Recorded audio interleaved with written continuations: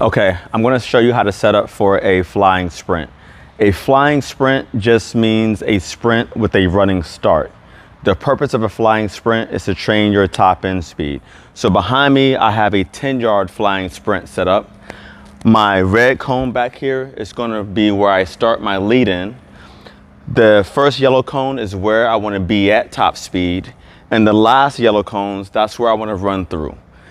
Sometimes you want your lead in to be a little bit further back, and those cases are where you feel like you're not at top speed when you hit the first cone. So let me explain further. Right now I am 10 yards. My lead in is 10 yards out from my first cone. If I take off, when I hit my first yellow cones, if I feel like I'm not at top speed, or if I'm still increasing speed between those two yellow cones, then I need to either start faster or I need to back up and start 15 or 20 yards back. So I'm gonna start here.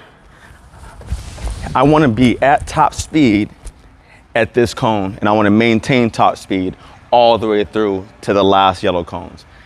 A flying sprint can be 10 yards, 15, 20, 30 yards apart. The longer your actual flying sprint, the stronger the athlete should be.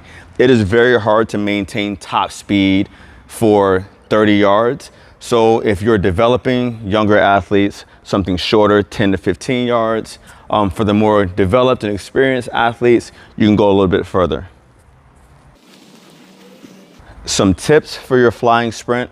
You want to make sure that you are staying relaxed, that you're driving your arms, you're picking your knees up, that you're in top speed position. Top speed position is not a drive phase like acceleration. So make a distinction between those two. When you're at top speed, you're not trying to increase speed. You're not trying to be tense. You're trying to be relaxed. You're trying to lift the knees. You're trying to be relaxed with the arms, be powerful with the arms, and you're trying to maintain that speed all the way through, which is a challenge in itself. So make sure that there's a clear distinction in your form and your posture between top speed and acceleration.